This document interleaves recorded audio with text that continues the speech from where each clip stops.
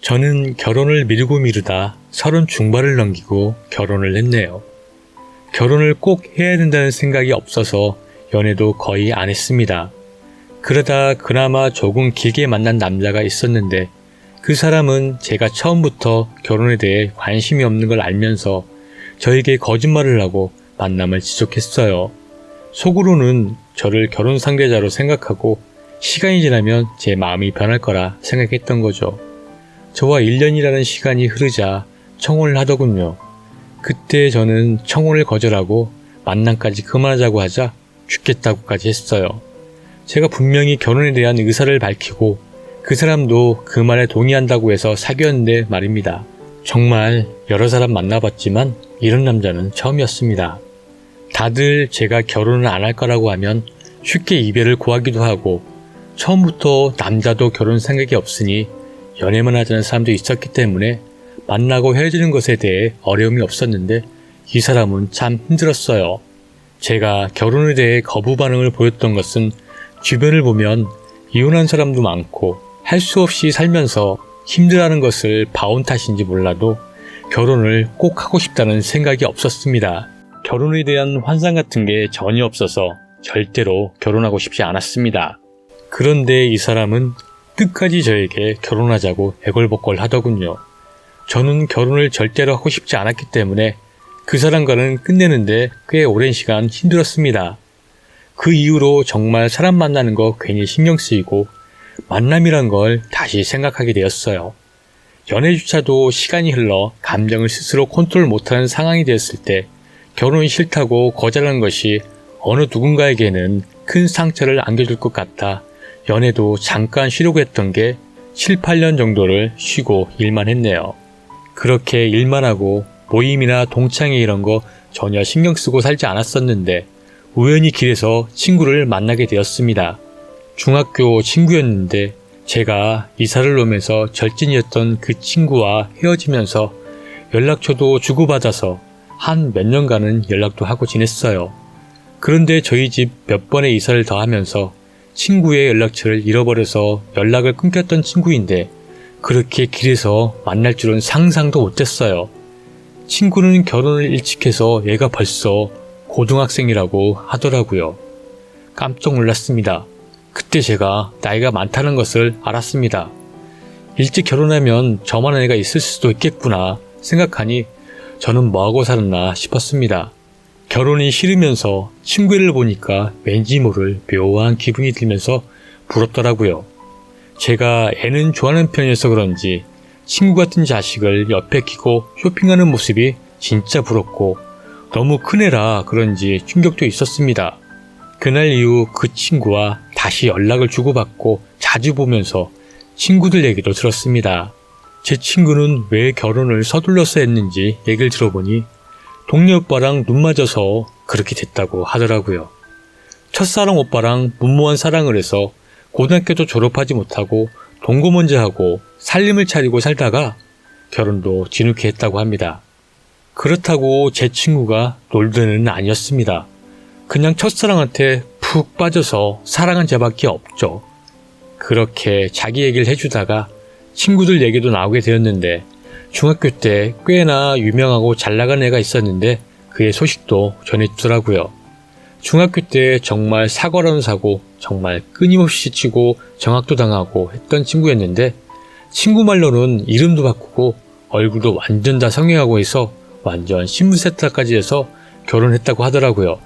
그리고 그 친구 부모님도 두 분 다 일찍 돌아가시고 가족이라고는 언니하고 오빠 있었던 걸로 아는데 성인이 되어서도 하도 일을 저질러서 다들 안 보고 산다고 들었습니다. 그래서 그 애에 대한 것을 아는 사람만 알고 친구들은 몇 명만 알지 다 모른다고 하더라고요. 절친이 이 친구와 같은 동네에 살았던 애라 소식을 알더라고요. 솔직히 저는 얘네들과 학교는 같았었지만 조금 거리가 있는 동네에서 살고 있었기 때문에 친구가 묻지도 않은 친구 얘기를 해주는데 제가 궁금해하는 친구도 아니고 친했던 친구도 아니어서 더 이상 더 부를 이유도 없고 궁금하지도 않아서 듣기만 하다 다른 얘기를 하곤 했어요. 그렇게 저희는 서로 사는 곳이 가까운 걸 알고 나서는 자주 보게 되었습니다. 제가 혼자 살고 있어서 저희 집에 자주 놀러 왔었는데 친구는 만나서 얘기를 하다 보면 그 친구의 새로운 소식이 있으면 저에게 전달해주곤 했었습니다. 원래 남의 얘기가 재밌잖아요. 처음엔 별로 관심이 없었는데 자꾸 그 친구 얘기를 듣다 보니 저도 모르게 궁금해지더라고요. 그 애는 결혼을 일찍 했는데 애가 없고 한동안은 몇 달에 걸치다 요즘은 3달에까지만 걸치고 산다고 했어요. 괜히 남의 일 같지도 않고 왜 자꾸 그게 사생활이 궁금해져 가는지 모르겠더라고요. 어쨌든 제 친구 수영이를 만나서 그 친구 얘긴 빠지지 않게 듣게 되었는데 하루는 그 친구 얘기 대신 수영이가 제가 혼자 지낸 것이 안쓰럽고 걱정된다고 하면서 갑자기 누군가를 소개해 주겠다고 하는 겁니다. 그것도 예전에 살던 한 동네에 살았던 선배를 말입니다. 이사 왔기 때문에 동네 선배여도 크게 상관은 없었는데 결혼이 싫은데 만났다가 헤어지면 소문이 나는 것 자체가 싫어서 거절했는데 이것이 저도 모르게 약속을 잡아서 자기 남편이랑 짜고 자기 집에 저를 부르고 그 남자도 부른 거예요. 알고 보니 친구 남편의 친구였던 거예요. 친구는 남편의 친구를 오랫동안 모았었는데 누구 주기 아까웠는데 때마침 저를 만나서 이렇게 소개해주게 되어서 너무 기쁘다고 했습니다. 친구는 저희를 두고 운명이라고 하면서 아주 짝을 지어주려고 가진 노력을 했습니다. 그런데 저도 그 남자가 싫지 않았어요. 인상도 좋고 무엇보다 첫인상이 너무 좋았습니다. 친구 말로는 능력도 최고이고 집안도 최고라고 하더라고요. 제가 능력이 있기는 하지만 결혼 자체에 관심이 없어서 저는 남자 능력이나 집안 안 보는 사람인데 이상하게도 이 사람하고는 결혼할 것 같은 느낌을 받았습니다. 저는 그때 제가 나이가 너무 많이 먹었고 연애를 통 안 해서 그런 감정이 드나 생각도 했는데 그 이후 자꾸 만남을 가질수록 제가 그 사람과 결혼을 하고 싶더라고요. 그 사람이 지금의 남편입니다. 저희는 그렇게 친구의 소개로 결혼을 하게 되었는데요. 기가 막힌 것은 이제부터라고 해야 할 것 같네요. 이 말을 하기 위해 앞글이 좀 길어졌는데 끝까지 읽어주셨으면 좋겠습니다. 저는 남편을 소개받아 연애를 시작하고 있을 때 친구가 어느 날 동창회 하니까 한번 가자고 조르더라고요. 왜냐면 앞전에 말한 그 친구가 나온다는 소식을 들었다는 겁니다. 그 친구가 동창 킬러라는 소문도 있다고 하더라고요. 그냥 왜 그런지 몰라도 궁금해서 친구랑 동창회 갔습니다. 저는 그곳에서 수영이 말대로 정말 예쁘고 달라진 지혜를 보게 되었어요. 그 애가 식당에 들어서자마자 뭐랄까 빛이 나고 주위가 밝아졌습니다. 동창회에 온 모든 남자들도 입을 떡하니 벌리고 다물지를 못하고 넋놓고 쳐다보더라고요. 정말 여자인 제가 봐도 이뻤습니다. 연예인을 보는 듯 했어요. 그 애는 그날 완전 스타였습니다. 저는 중학교를 다니던 도중 이사를 가서 저를 아는 애는 한두 명밖에 없고 해서 휴정이 근처에만 있으면서 그 애 하는 짓을 지켜봤습니다. 그 애는 저를 전혀 모르고 있는 것 같았어요. 그렇게 먼 거리에서 지켜만 보고 와서 저는 수영이랑 또 그 애를 씹었습니다. 남자애들 사이에 둘러싸여 여자들과는 말도 안 해서 그것 때문에 또 도마에 오르게 되었죠. 시간이 한참 후에 그 여자 지혜에 대해 들은 소식은 그날 동창회에서 남자 동창이랑 갈등까지 갔다는 소문이 들리더라고요. 그런데 어느 순간 지혜 얘기가 궁금해지지 않기 시작했어요. 왜냐면 제가 남편과 결혼하기 위해 뜨겁게 연애를 하고 있을 때라 바빴거든요. 저는 제가 왜 이런 심경의 변화가 왔는지 전혀 모르지만 연애 6개월하고 결혼을 결심했어요. 그래서 결혼하기 전 상견례 자리를 잡고 남편 가족과 저희 친정, 가족 다 같이 만났습니다. 저는 상견례 자리에서 그만 지혜라는 친구를 보고 경악할 수밖에 없었습니다. 지혜가 세상에 제 동서가 될 사람이었던 겁니다. 그 추박한 짓을 하고 다니는 그 미친년이 착하디 착한 제 남편의 동생의 부인이라는 게 너무 화가 나고 이걸 어떻게 해야 하나 많은 고민을 했습니다. 둘 지켜보니 사이가 굉장히 좋더라고요. 저렇게 속고 있는 시동생도 안쓰럽고 이 사실을 알리는 것도 쉽지가 않더라고요. 모르면 약이라고 그냥 둘까 고민을 많이 했어요. 시부모님한테 애교도 많아서 그런지 사랑도 아주 많이 받고 있었어요. 제가 일만 열면 이 집은 완전 한순간 이 행복이 박살날 것 같았어요. 저만 조용하면 된다는 마음으로 그냥 모른 채 했습니다. 더더욱 그럴 수밖에 없는 것이 그때 동창회에서 봤는데 이게 저를 모르더라고요. 지혜 눈에는 여자는 안 보였던 게 잡아먹을 동창놈 물색하러 나왔기 때문에 저는 아예 기억도 못하는 것 같더라고요. 그날 저는 밥을 목으로 넘어가는지 코로 넘어가는지 모를 정도였어요. 너무 많은 생각 탓에 얹혀서 고생했던 기억이 있네요. 저는 그렇게 지혜의 엄청난 비밀을 수영이에게만 알렸습니다. 친구도 말하기 곤란한 상황이긴 하다고 하면서 나중에 혹시라도 지혜가 힘들게 하면 그때 시댁에 확 불어버리라고 하더라고요. 솔직히 그런 일이 있을까 했습니다. 그런데 살다 보니 생기더라고요. 결혼식 당일 찜찜한 동서의 비밀을 가슴에 담고 신부 대기실에 앉아있는데 수영이가 중학교 동창 한두 명을 불렀어요. 저는 사실 친했던 애가 없어서 부르지 않았었는데 수영이가 일부러 불렀더군요. 지 얘기를 확 죽이기 위해서 말입니다. 지금까지 모두를 속인 죗값이라고 한 번 속 한 번 제대로 타보라고 불렀다네요. 서로 친하지는 않지만 어려운 걸음 해준 친구들과 인사를 나누고 있는데 신부 대기실로 동서가 들어오다 중학교 친구들을 보고 깜짝 놀라 주춤하더군요. 아니 너희가 어떻게 여기 왔어? 친구들은 하나같이 동서가 제 친구였다는 것을 알리면서 몰랐냐고 하면서 남의 일에 신나했어요. 동서의 못된 짓을 다 알고 있던 친구들이라 앞으로의 일이 재밌어질 거라 생각했던 거죠.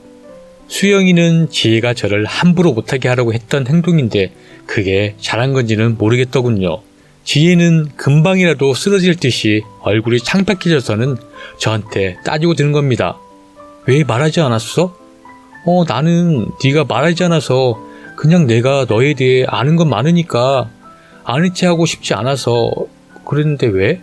내가 뭐 잘못한 거니? 왜 그걸 나한테 따져? 하자 아무 말도 못하더라고요.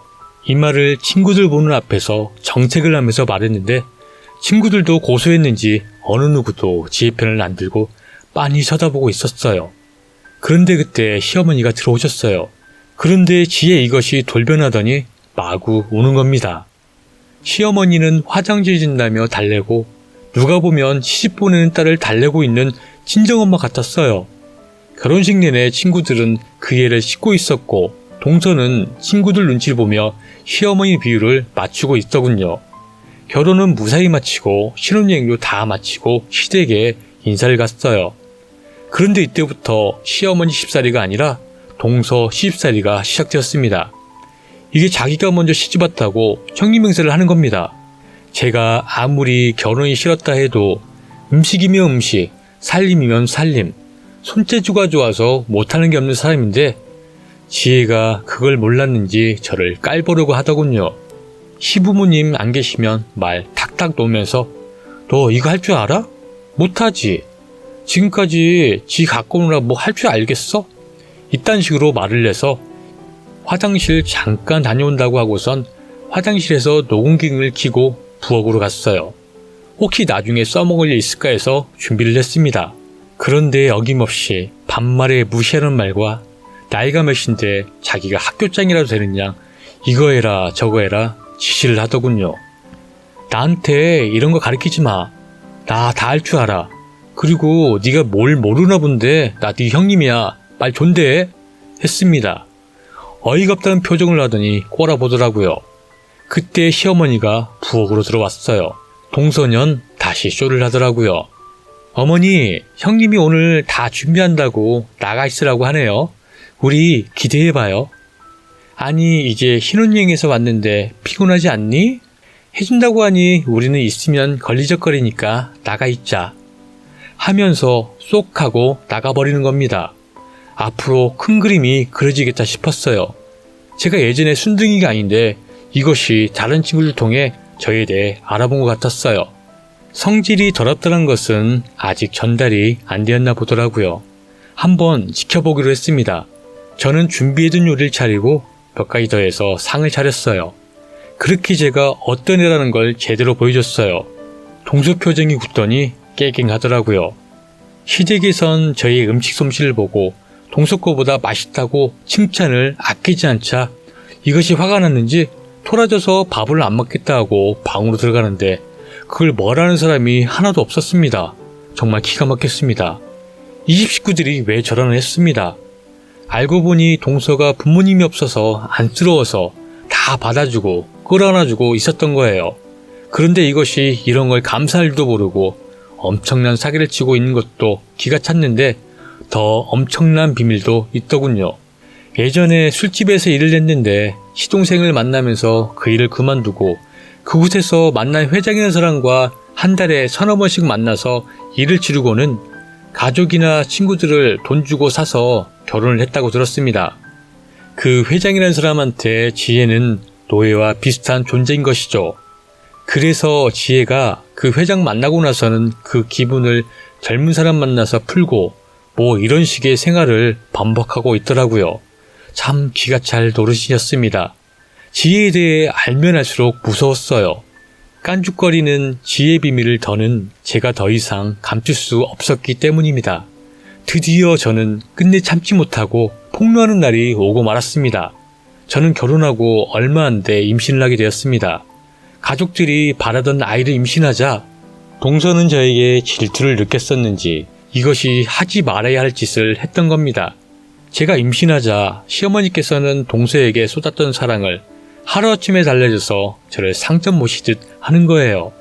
하루는 저희도 동서도 시댁 근처에 살고 있는데 시어머니가 저와 동서를 시댁으로 불렀어요.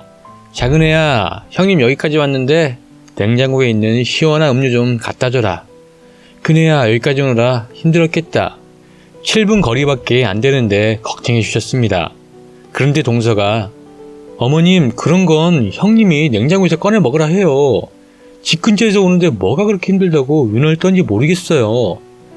넌 위아래도 없니? 가서 어서 음료 좀 가져오라니까? 제가 임신해서 힘들까봐 동서를 시켰는데 동서가 짜증을 냈습니다. 그런데 이것이 어머님 방으로 들어갔다 나오더니 그래도 음료를 가져다 주더군요. 그 음료수는 바로 오렌지 주스였습니다. 주스를 주는데 갑자기 왜 어머니 방에 들어가나 했더니 어머니 방에 자신의 소지품이 있었던 거죠. 그런데 동서는 음료를 주는데 손을 바들바들 떨더군요. 저는 그때 그 떨었던 것이 화가 나서 그런 줄 알았습니다. 동서는 음료를 주고는 집에 간다며 가버렸어요. 원래는 같이 병원에 가서 약을 해주시겠다고 다 불렀는데 동서가 그렇게 가버린 바람에 다음에 다시 가기로 하고 저는 집에 가서 쉬겠다고 하고 왔어요. 어머님이 목마를 텐데 음료라도 마시고 하라는 거 임신해서 그런지 오렌지 주스가 땡기지 않고 해서 그냥 어머니께 드시라고 하고 왔는데 저녁 때쯤 시아버지께서 전화하셔서 시어머니가 일어나질 못하고 급하게 병원에 가야 할 것 같다며 남편을 불렀습니다. 서둘러 저희는 병원에 찾았고 병원에서 놀라운 얘기를 들었습니다. 시어머니께서 졸피뎀이라는 수면제를 과다 섭취하셔서 위험할 뻔했었다고. 보통 요즘에 나오는 수면제는 많이 복용해도 치사량에는 도달하지 않는데 연령대가 높은 노인들이 많이 섭취하면 죽을 수 있다고 하더라고요. 그런데 아버님께서 그런 얘기를 하는 거예요. 어머님은 수면제 같은 거 필요 없는 사람이라고. 머리가 바닥에만 닿아도 잠을 자는 사람이 굳이 왜 수면제를 먹냐고 하더라고요. 저는 그때 순간 낮에 뭔가 이상한 것이 떠올라 남편한테 짐재기 하는 게 있다고 말을 하고선 동선에는 아직 어머니 소식을 알리지 않고 시댁에 가서 같이 확인을 했습니다. 참 바보 같은 게 범죄를 저질렀으면 완전 범죄를 저질러야지 멍청하게도 부엌 쓰레기통에서 남은 수면제를 발견했습니다. 동서 이것이 점심 때 준 오렌지 주스에 수면제를 타서 준 거였고 오렌지 주스가 쓴맛이 있어서 어머니께서는 그 음료수를 드시고도 수면제가 들어가 있는지도 모르고 드셨던 거예요. 그 음료를 제가 먹을 거라고 생각하고 임신을 하면 낮잠이 많아진다는 것을 악용해서 엄청난 사고를 쳤던 겁니다. 참 기가 막힌 건 어떻게 그 수면제를 구해서 그 짧은 시간에 수면제를 타서 줄 생각을 했는지 어이가 없더라고요. 시어머니가 자꾸 저만 챙겨서 홧김에 수면제를 먹으려고 했는데 제가 만약 먹었다면 아이를 임신하고 있었는데 유산까지 할 수 있었다고 하던데 정말 먹었다면 지금 생각만 해도 끔찍했습니다. 남편은 이 이야기들을 모두 듣고 화가 머리끝까지 났어요. 그때 저는 그동안에 동서가 저지르고 다녔던 모든 것을 남편과 시아버지께 알리고 바로 시동생 집에 저들어갔습니다. 시동생은 문을 열면서 12시 전이라 이제 막 잠이 들었다며 무슨 일이냐고 하더라고요. 그런데 저희 남편 신발도 벗지 않고 동서 안방으로 들어가 동서년을 끌고 나왔습니다. 얼떨결에 끌려 나오는 동서를 보고 시동생 눈 들어가서 자기 형을 밀치더라고요. 그러자 저희 남편이 크게 화를 내면서 너 바보야? 너 어떻게 이런 더러운 년이랑 한 입을 닫고 잤냐? 이년 술집에서 일했었고 한 달에 서너 번씩 회장이란 놈 만나고 다닌단다. 그게 끝이 아니라 동창 킬러래. 기가 막히지 않냐? 미친년이었어. 이게 우리를 우습게 알고 몸을 팔고 다녔어.